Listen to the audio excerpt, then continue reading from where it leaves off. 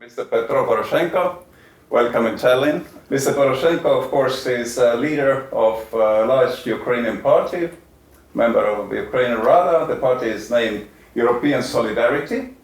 You are here to arrange some military purchase. First of all, thank you very much indeed for the invitation for the interview. I think that the position of Estonia is, first of all, vital for Ukraine, because Estonia now is a very good example of the solidarity with Ukraine. Estonia is, if you calculate as a percentage of GDP, gives the most in the world for support Ukrainian defense capability. Estonia is very firmly during my presidency and after fighting for our sovereignty, for our territorial integrity, for defeating Russian aggression, and for the European perspective of my nation. And today, when I have an opportunity to just to go together with the Estonian parliamentarians, Estonian ministers on the street, it was wow. Two factors. I never seen in any country abroad, maybe in Poland in the first day, such a big numbers of Ukrainian flag. They are everywhere. I met a lot of Ukrainian, and not me, but my Estonian colleague, greeting Slava Ukraini, and that was something, it's very close. It's just to take something here. But what brought you here on this day? And that was a few meeting in your parliament, with the Committee of Foreign Affairs, with the Speaker of the Parliament. All Ukrainian are soldiers. And we are not having president, leader of the opposition. We all need to do maximum we can to save the nation and to defeat Russia. Exactly. As we know, you have a military rank of major of Ukrainian Defense Forces. I like it very much. You are not general, you are major, and you are commander of a battalion. So, what are your battalion right now doing? And can you tell us something? Not some military secrets, but day before yesterday, returned back from Kherson region, where we wait in the counterattack. We can speak what we need now for the peace, and we have a lack of the weapons. No special name like Azov, no? Yeah, no, because I hate the idea to have a private battalion or private army. So after almost 2 hours, when the first cruise missile Iskander attacking the Boryspil airport, I see this flame was on the. I have no doubt that that is the full-fledged, full-scale war. And I fight the last half a year before the Russian aggression with a full-fledged, just to try to increase the defensive capability of Ukraine. I have an exact plan how we can stop Russia. But on the 24th of February, I called to the President Zelensky. We agreed to meet. And I said that we don't have any more opposition, we don't have any more president, we are one team, and we do our best to create the battalion of territorial defense, because we have even not in hours but minutes. In CNN or in BBC, yeah, but this is just this is not just a camouflage thing. This is. Can you imagine that within 2 hours, when from 8 to 10. Almost 3,000 people, 2,800, come voluntarily to our office to be enlisted to the battalion. And we have just 500 places. I understand that now, today you're supporting 2 battalions, which are both on the front line now. Today I'm supporting about 30 brigades. First of all, we distributed more than 30,000 weapons, Kalashnikov, grenade launcher from the warehouse of Minister of Defense and Minister of the Interior, and more than 35,000 Kievites was ready with the weapons in the hands to meet Russian soldiers. Because in less than 24 hours, we have Russian tanks on Kiev, in Obolon, and from the Zhytomyr side on the prospect of the Victory. And that was exactly the position of our battalion, because we stay near Bucha, near Irpin, near Gostomel, and we were ready to, with the weapons in the hand, to protect our city, capital of Ukraine, and our country. And point number two, it was after a couple of days when we see disaster, what the Russians do in Bucha, Irpin, Gostomel, Vorzik.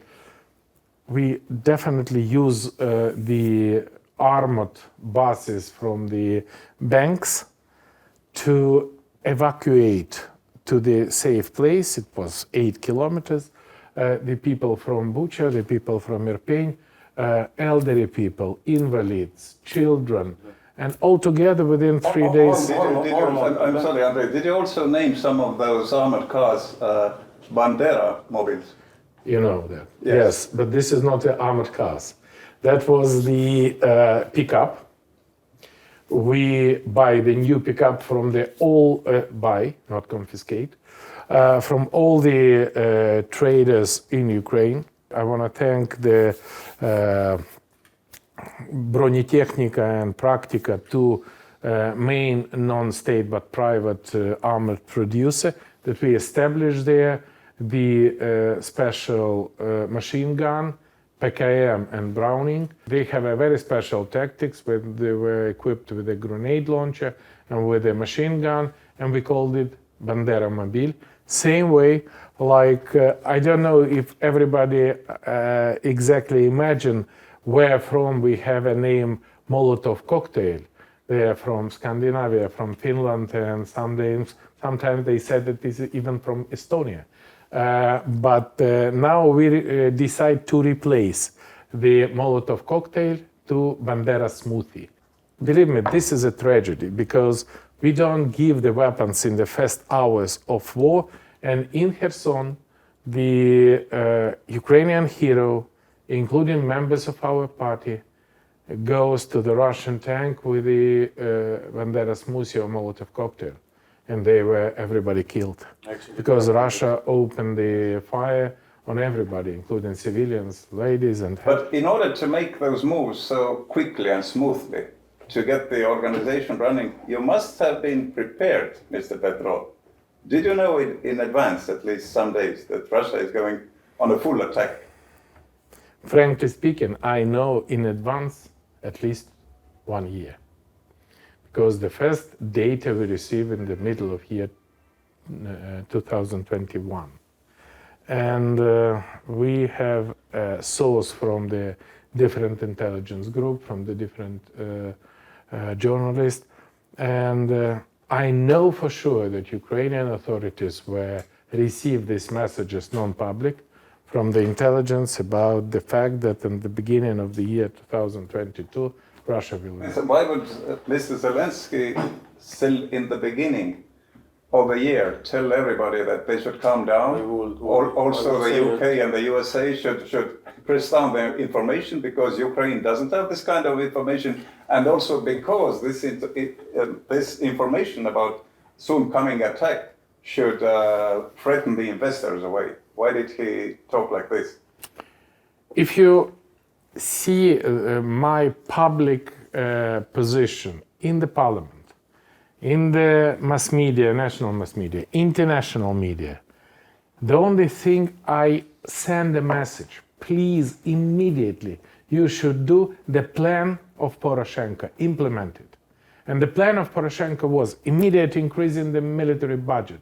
We should increase the salary for the soldiers just to refill Ukrainian brigade. Immediately we should disperse the anti-aircraft, the anti-tank missiles, multi-rocket launch system, not to be hit by Russian missiles. Immediately we should enroll the first level reserve. Immediately we should, and I tell him that until the 24th of February. Yes, now exactly. Nobody reacted. Nobody reacted. No, nobody reacted. And nowadays, nobody much of talk of treason. Nobody what do you reacted. think about But after 24th of February, we live in the completely different universe. I think that Ukraine surprised the world. That's clear. Ukraine surprised the world with the ability of the armed forces, and I'm proud that... This is what we agree all beforehand, but still, who caused this unpreparedness? Who was too cold to your very clear messages? Who made a mistake? I would put it in a more polite form. What should have been done differently? If you allow me, I tell you what is the difference in the since the 24th of February. And this is what Ukraine surprised for, but our unity. I definitely would be ready to speak who is responsible for the non-preparation. When? The first day after victory. And we surprised the world by our unity because Putin wanted to undermine our unity from inside. He counted on the internal problem, and we don't give him any chance. We surprised the world with the international solidarity with Ukraine, and we surprised the world with the ability of Ukrainian armed forces, which was created since the year 2014 by me, because that was established, the new NATO standard Ukrainian army, and now we demonstrate that this is one of the most efficient armies. The new Ukrainian army is a child of yours. And you are the right person to ask what's the difference between Russian army and Ukrainian, or bluntly to say it, why are you so good in comparison to Russian adversary? If my answer should contain from one word would be everything is different. Another word, two words, NATO standard. Putin now fighting with the Russian army, which was based on the Soviet standard. And in Estonia, everybody knows what does it mean, Soviet army. I know. And with the NATO standard army, we change everything. We create a brigade, not division, and army. We create absolutely new structure and relationship between the soldiers and an officer. We create absolutely other procedure for making decision. We create combat capability. We create exchange of the intelligence information. Your idea, decentralization of army. Every brigade can act as an independent unit. It is impossible to say my idea or not, because I was 5 years of the most difficult time of Ukraine as a supreme commander-in-chief of Ukrainian armed forces. So this is me who create a reform of the armed forces. This is me who, because when I was elected as a president, you cannot imagine, but it was by law prohibited to any NATO officer to enter to the Minister of Defense or to enter to the General Staff by the law from the Soviet time. This is the difference. And I do change this law within 36 hours. I have the first advisor from the United States, from Great Britain, by the way, now I remember, from Estonia.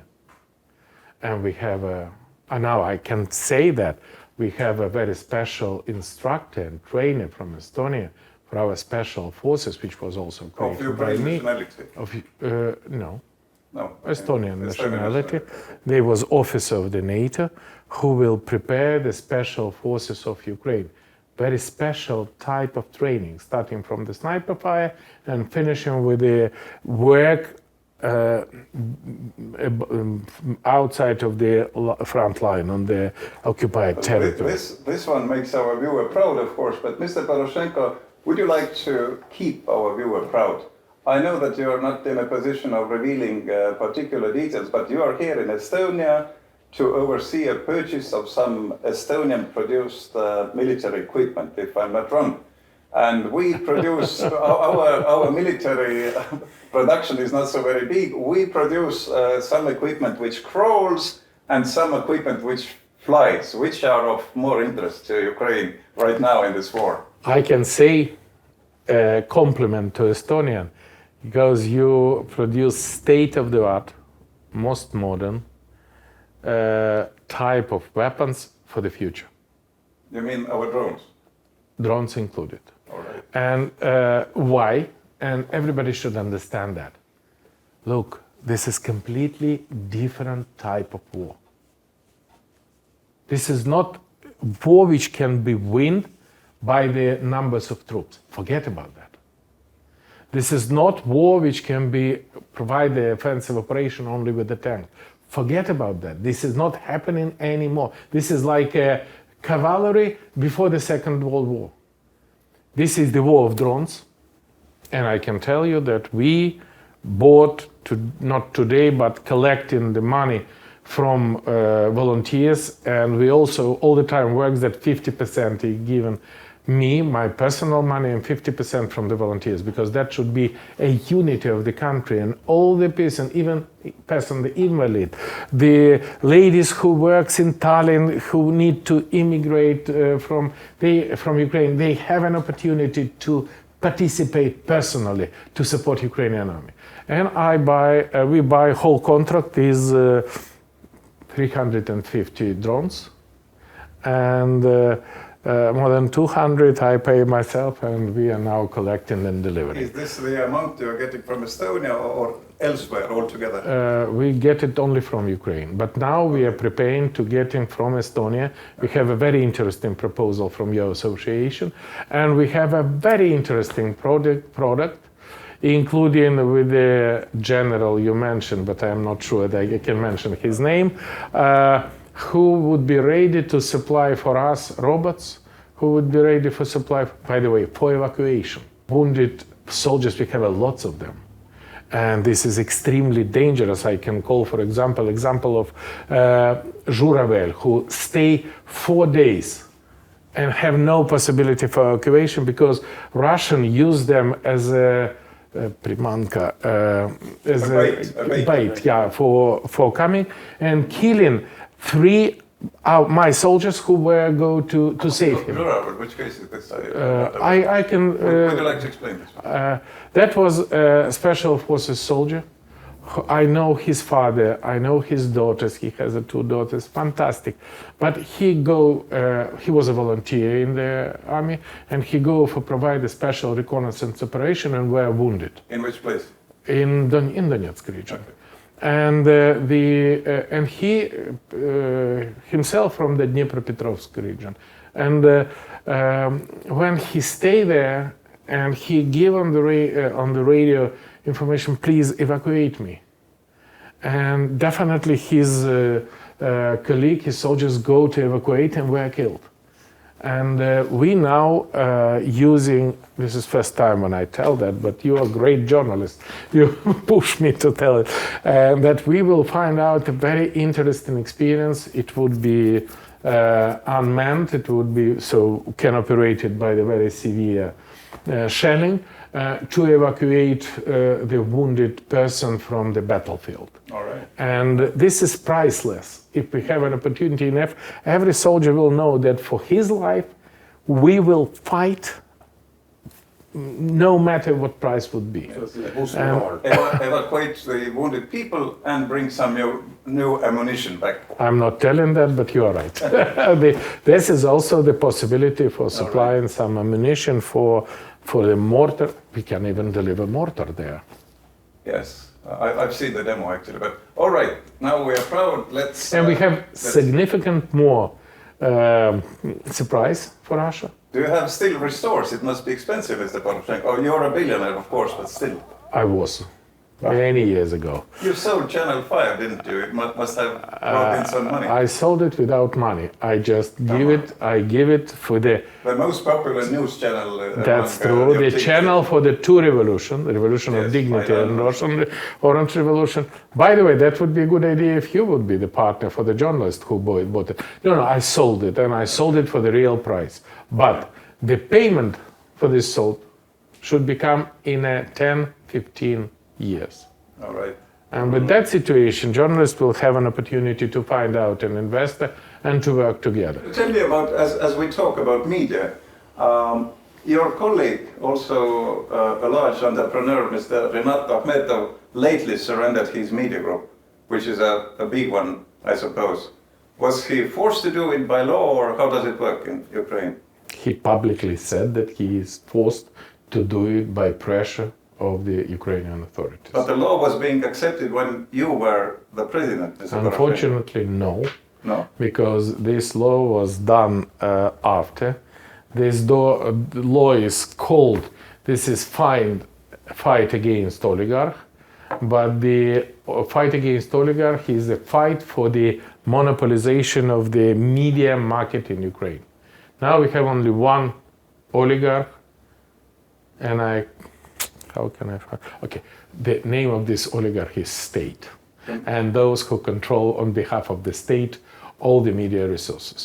I cannot imagine that this deficit of money, Ukraine spends such a big amount on the simply financing the oligarch channel and providing the only one media policy which called media marathon. So we have now only one channel, and it is exactly like doing Russia in the year 2000. Unfortunately, Hungary is concentrating. Hungary, exactly, but you remember what's happening in NTV, you remember what's happening now, and now it's exactly like this. Okay. What about your colleague, an oligarch, Mr. Kolomoisky? He supported the channel, or actually it was his channel, Kvartal 95, quarter 95, which made Zelensky a president, actually, the popularity he gained from that. Is Mr. Kolomoisky still keeping up to his media resources, or he has been forced to sell them? First of all, Kolomoisky is not my colleague.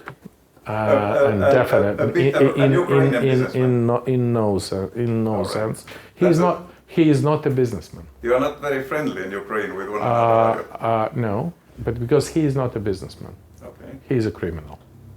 And with that situation, I am absolutely confident that the only one person who owned the channel in Ukraine is Kolomoisky and his group from 95, Kvartal 95. So he and with that situation, this is not even the relationship between the Kolomoisky mass media journalists. We are not talking about that. I just want to thank Estonia for supporting Ukrainian candidacy for the future membership in the European Union. And for this, we need to meet criteria of the Copenhagen, where the first criteria is political group. Yes. This is the freedom of media. We don't have it now. The fifth channel and premier channel, it was switched off without any court decision, without any reason. The most patriotic channel, the channel for the two revolutions, the channel who is protecting the national values and the sovereignty, was simply by like this switch off from the broadcasting. So why would President Zelensky do this? I think he's a great specialist in the media communication sphere, and I can explain everything after our victory, because I promise not to criticize Zelensky. Speaking about media, I find it funny that both the first man in Ukraine, President Zelensky, of course, and the second man, the head of his administration, Mr. Andrei Yermak, have a media background. Andrei Yermak, of course, was a producer of some films previously, and you own the most popular news channel, so lots of media men around power. Definitely, I doubt that I was a media man, because I create the first free channel in the situation when it was not existing in Ukraine any news channel, and that was completely independent.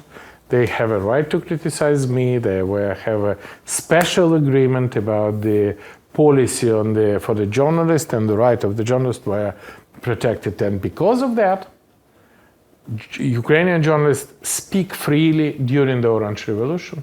Yes. Ukrainian journalists speak freely during the Revolution of Dignity, and me as an owner of this channel has a very big headache because of that, but I understand that this is my role as a citizen of Ukraine, as a country who I do my best to bring to European Union membership. Okay, Ukrainian administration, of course, is brilliant in handling the media. All those messages from Podolyak and Arestovich and You are- Zelensky, of course, they are. You are very well prepared. I hate an idea to dispute with a journalist or with the interior, but don't agree that we have now Zelensky number one and Yermak number two.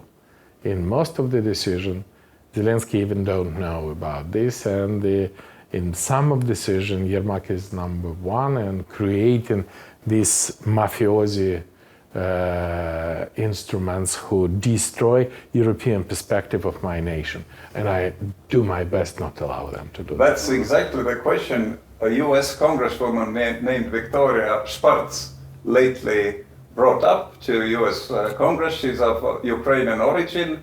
And one member of your parliamentary fraction of your party, European Solidarity, told that those questions are very justified. And the question is whether or not Mr. Yermak has been so independent in his position. Do you have a view on that? I think that the most important problem which was raised up by the Victoria is not about does American weapons can appear in the Russian hands? No, this is not true. And I can guarantee that because was exactly the rhetoric I have in the year 2014. When I ask in my NATO partners why we do not have the lethal weapons, I have an answer. Okay, that was in the first months of my presidency. Mr. President, we have a problem. Half of your armed forces are corruptive, and they simply sell the weapons to Russia, and half of your forces is Russian agent. And I said, I prove you within 1 month that this is not true. And we don't lost one single key and sensitive element for the 8 years to deliver to Russia. Problem is with the different. Problem is that Ukraine, I'm proud that I create the anti-corruption infrastructure. I create the National Anti-Corruption Bureau, which was completely independent from the president vertical. I create the anti-corruption court. I create the National Anti-Corruption Agency. I introduce electronic declaration for all the people, starting from members of parliament and finishing with the ministers. Never, ever this exists. And now we don't have anti-corruption prosecutor. No. And we it's don't. It's 1 year already. And this is responsibility of Mr. Tatarov. Exactly. Okay. From Yermak's office. And this is the deputy of Mr. Yermak, and this is the deputy of Minister of Interior under Yanukovych time. He fight against me on the Maidan, Mr. Tatarov, and now he is in the presidential vertical attacking all the opposition. He now organizing and conducting the court session, protecting Yanukovych, protecting Kolomoisky, protecting Portnov, and doing all of these things. I'm sorry for laughing, Mr. Poroshenko, because before we discussed with my colleague Andrei about the questions we would like to ask you, he told that blaming each other to be a Moscow agent seems to be a national sport of a kind in Kiev, right? And it's very harmful for you because Putin can say that all Ukrainian politicians are influenced by Russians. Can you get rid of this, I would say, bad habit? Blame each other, you are Russian spies and you are Russian agent. And it's like political tool to oppress your opponents. Look, all the time you try to ask me that I criticize Zelensky, and I refusing that. All right. Exactly because of the very high level of responsibility. This is not a time. Okay. But Tatarov is not elected person.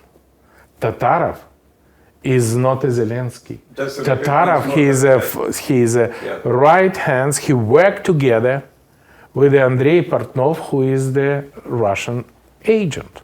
He worked and protected Kolomoisky, who is make a very big harmful for us. We would be stronger if Tatarov would be at least resigned, because we have a long list of questions which I even not to use now for keeping the unity. And that's why when we speaking about Tatarov, this is the not only the Victoria from the United States Congress, this is official position of the G7. This is official position of European Union. This is official position of the NATO member states. Please, you should either do that and continue your integration in European Union or not doing that. And that means that you're moving to the Russia direction.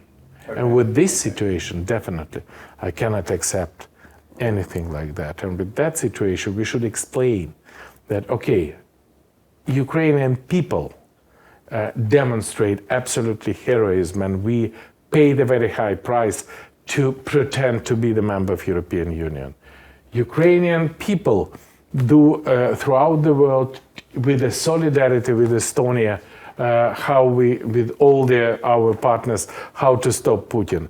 And with that situation, definitely we need to keep unity, but not Mr. Tatarov who help us to keep unity, because sometimes he playing on the Russian side. Point taken. We would like to turn the page. Andrei, I would like to discuss some language issues. You are known as politicians who avoid to have interviews in Russian language. You prefer English. This is political statement, isn't it? No. No. I was grown up in a Russian-speaking family, and I think that I can speak Russian much better than many of Russian politicians. And I think that again, this changes since year 2014. I think that the reason why Putin tried to explain the world why he come here, he want to protect Russian-speaking people. He do that in Estonia. Ruski mir, exactly. He want to do that in Estonia. He want to do that in Germany. He definitely try explain to the world that he come to protect Russian-speaking people. And me, just want to demonstrate one of the most efficient way to stop Putin, also to stop speaking Russian on the public appearance. You can speak in your home, whatever language you want. But after the war, my family, who was also Russian speaking, we switched to the Ukrainian language. And if you have an opportunity to speak with me, not in English, but in Ukrainian, that would be the best gift I can ever have. Mova. Ukrainsky mova. I can tell you that most of Estonians, majority of Estonians share your point of view. Exactly nobody is prohibited in Estonia to speak Russian, but that would be strange if people publicly would throw out the Estonian language and said this is my constitutional right to speak Russians. No. If you live in Estonia, if you live in Ukraine, please learn Ukrainian and speak whatever language you want. Difficult questions.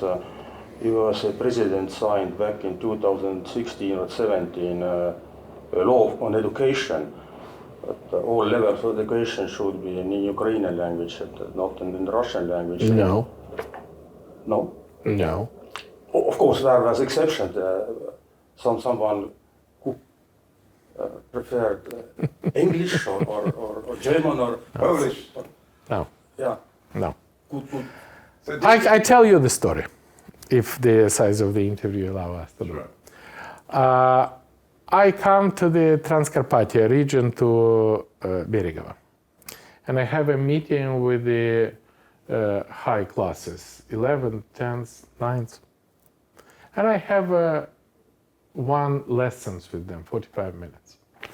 And I speaking with them for 20 minutes, describing the history of Ukraine, describing the situation in the war and situation in political picture. And I don't see the reaction. And I said, no, stop. You should ask some question to them just to understand how they catch the information and what would be their reaction. And when I started to ask the question from him, I understand that they do not understand me. In Ukraine, Ukrainian citizens. The conversation was in Ukrainian language.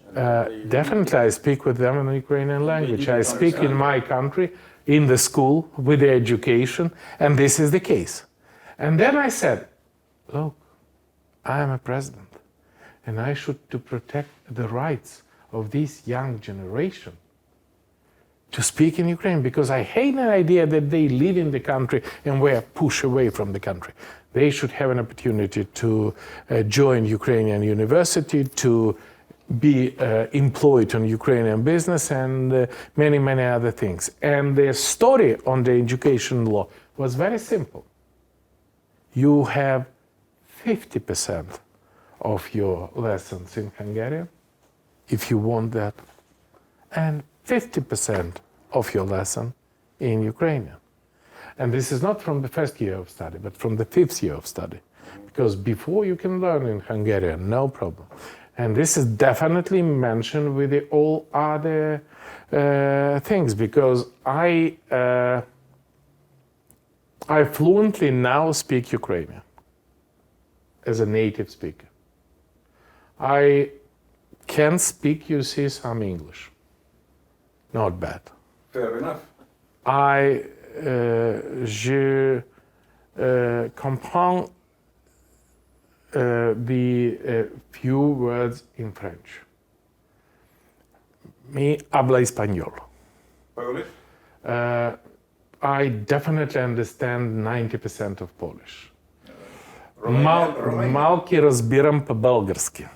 Romanian? Mi înțelegi o leacă limbă român. Mulțumesc. Mulțumesc frumos, cu plăcere. And this is not very harmful for me, because I was born in Belgrade, with the capital of Bulgarian minority. I lived several years in Transnistria and learned Romanian language. And I live in the hostel of the university with the Polish students, and definitely learn Polish. This made a material for you to become a foreign minister of Ukraine. I can remember this educational law annoyed many Russians of both sides of Ukrainian border. No. And This is the instrument. used by Russian propaganda against Ukraine. Exactly. This is the instrument for the Russian propaganda. This was the instrument of the Russian world to fight against Ukraine. But if Russia make a decision to attack Ukrainian, they don't need reason. They find out Slaviansky Malchik in Slaviansk. They find out the tragedy MH17, that Ukrainian missiles, Ukrainian fighter, Ukrainian the counter airstrike was responsible for the innocent 298 victims of MH17. Please, my request to my Estonian friends, please don't trust Russians. Don't trust Putin. This is a point which and point number two, okay. Don't be afraid of Russians and don't be afraid of Putin. We are stronger we will win. We are going to sum up our interview, but not after this question. We know that you have met Mr. Putin personally like 6 times to the register, maybe more, and never you choose to stay one-on-one with Vladimir Putin, Russian president. And then I have mentioned, it's very interesting that you have at least one similarity with Putin. You both you practiced in your youth judo wrestling. And some Russian analysts they say that if you will analyze way of thinking of Putin, you must think that he's acting like a judo wrestler.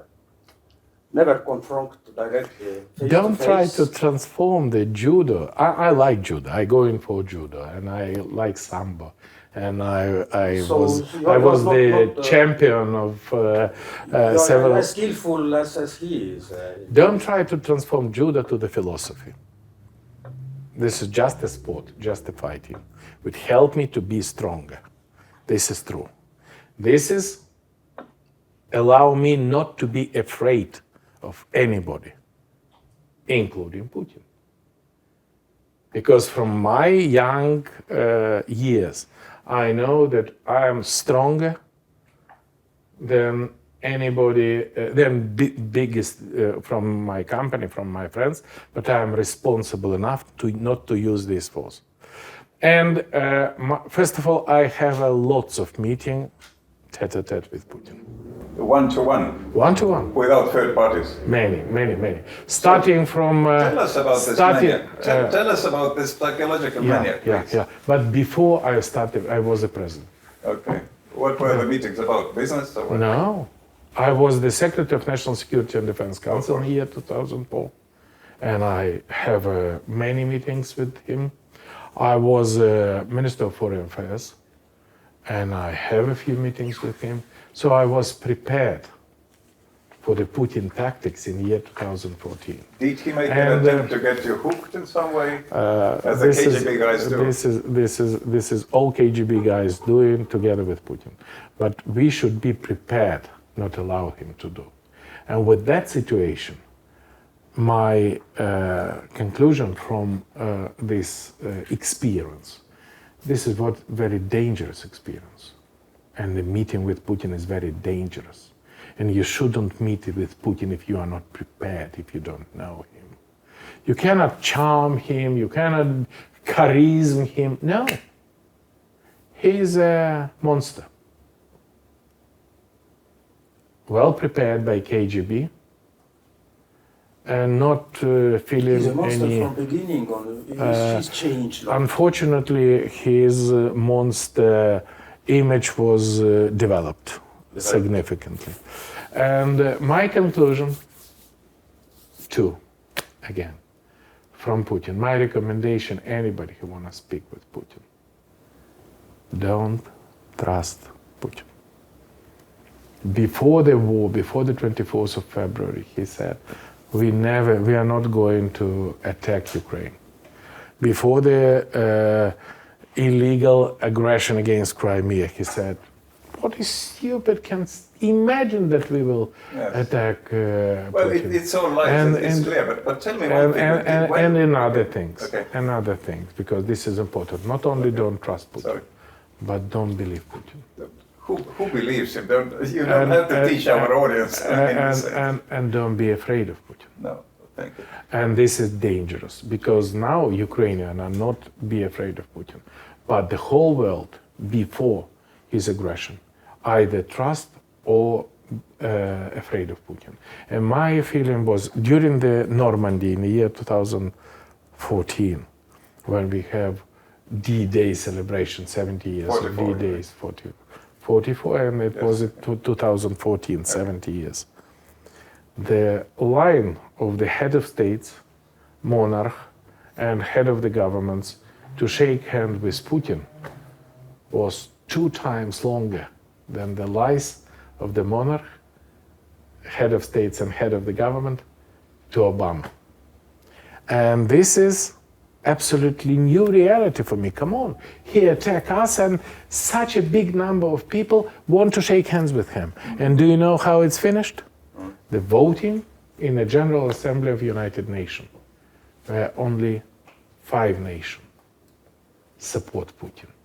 And this nation is Russia itself, Belarus, Eritrea, North Korea, and Syria. Yes. And this is the final results of how all the world don't trust Putin and don't afraid of Putin. But Mr. Poroshenko, in hindsight, when could this man, whom you have met and we have not, when could he have decided to go on full attack on Ukraine?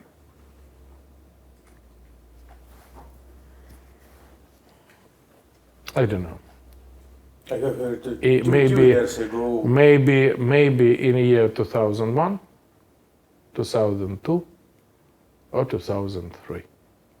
Because when he used the 2 instruments for that. Instrument number 1, which from the very beginning, attack for him is an instrument for the political technology, how to mobilize Russian population before the election.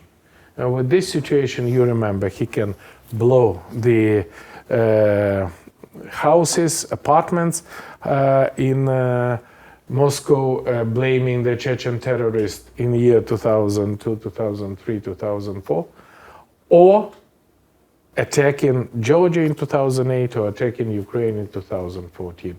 He has no barrier, he has no red lines. And with that situation, definitely, he wanna mobilize the Russian population to win the election. And second factor, which appeared later, he is not consider himself, he is not prime minister anymore, he is not president of Russia anymore. He something in between, the emperor and the god. And he thinks that he has a right to kill hundreds of thousands of people, to attack the nation, That's right. to put the whole world on the danger of the third world war with a nuclear component. Okay. And that's why I'm telling that, because the whole world should understand that supporting Ukraine now is not helping Ukraine, is not supporting Ukraine. This is the investment in your own security. President Poroshenko, your time is limited. Let us both ask a final question. Andrei, your turn. Yes, my question also. Suppose Putin is no mystery, but the question about mood of Russian population. In my youth, there was a quite popular song, "Хотят ли русские войны?" But of course, answer was no chance, no way, we hate war. And now, the mood is quite opposite. We love war. So what's wrong with Russian people? It's from culture, from state propaganda, from bad historical traditions. They are very keen to aggression. Neighboring First of all, this is not a genetic, as you say, because we have lots of Russian-speaking Ukrainians and exist Russian-speaking Estonians which do not want the war, which hate the war. And many Russian-speaking Ukrainians with the weapons in their hands since year 2014 fighting with Russia. So this is not the reason. And what is the reason for the? Because in Bucha, in Irpin, in Chernigov, in Mariupol, in Rubezhne, in Severodonetsk, they killing Ukrainians. This is not Putin who killed Ukrainians. This is the Russian people. Come to my nation, to my country, to kill Ukrainians. Why? Okay, if you are a soldier and fighting with a soldier, this is unfair, but I can imagine. But if you come and killing the Yes, but ladies. tell us why. Where does the mentality? Is the nation to blame, not only their administration? This is now the responsibility of all Russian people. No doubt. But because of they're infected with the poison of the Russia is above the all, Russia has a right to do something which we Ukrainian or Estonia cannot do. What is that? It's a fascism. Supermensch. It's a fascism. Übermensch. It's a Nazism. It's a Nazism. We agree. It's exactly what happening in fascist or Nazist Germany. Okay. We agree. We totally agree. And that's why nation is infected, and nation should be treated very carefully and for the long period of time. My question is about the future. Every war ends. Normally wars end with some signatures and some agreements. We hope this war comes to an end within this year at least. And then there will be a grand Marshall Plan to rebuild Ukraine. And now the losses of the Ukraine infrastructure and homes, they are counted to be $1 trillion or euros, anything. And there will be lots of money pouring in, humanitarian aid, infrastructure aid, investments into factories, new bridges, whatnot. And there will be some Ukrainian corruption. How to avoid the corrupt schemes and the local oligarchs not to steal part of the money and invest the money in an efficient way? how to do this? I can confirm that don't repeat Russian narratives. Ukrainian, now, different nation. We changed it during the last 8 years, and I'm proud that I do my best for that. Ukrainian, now, after the war, has a completely different relation to some politician, bureaucrats who were involved in the corruptive scheme. And that was, Ukraine is a wounded nation because we lost a lot of our people, and we do our best for delivering the evidence that they are not wasting their lives. They are investing in the better future. And don't try to frighten people. We don't need 1 trillion. This is the absolutely non-professional approach. And we hate the idea that the taxpayers' money from Estonia, from the United States, go to Ukraine for buying us the better future. No. First, what we need now, we need to finish the war. Because if anybody thinks that the time is playing for Ukraine, or time is playing for the Europe now, we're interested in finishing war as soon as possible. How we can finish the war? This is a mistake when you said war, it's possible to finish by signature of one document. No. From my experience as a president, finishing by signature, possible only capitulation. We need to throw Russian away from Ukrainian land. And I know how to do that. And I'm proud that in the year 2014-15, we built up the situation when 8 years we avoid the full-size war, 8 years we build up the armed forces, and 8 years we build up the economy. So, and the point number 3, we need to have a Marshall-like plan. Marshall-like plan. And with this Marshall-like plan, that would be full trust and full cooperation between foreign authorities, international financial organization, local communities, and just a distribution, not spending the money from the Ukrainian authorities. What about if Yankees appoint an administrator to delivering their help money to Ukraine, as Senator Ron Paul was demanding?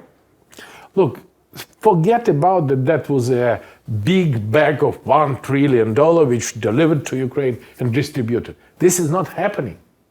This is not neither European nor American method. This is the Soviet style. We need now completely different NATO European style, when it would be project by project, with the special developer of the project, with a special control function of the project, and with special tender for the fighting, how we can do that in the most efficient way. And with that situation, it would be simply no place for corruption. Because I hate the idea that any bureaucrat, any person in the authorities can have a decision, I give money to you and not give money to him. This is Soviet style. We are not Soviet country anymore. The same like Estonia. And we learn some from your experience.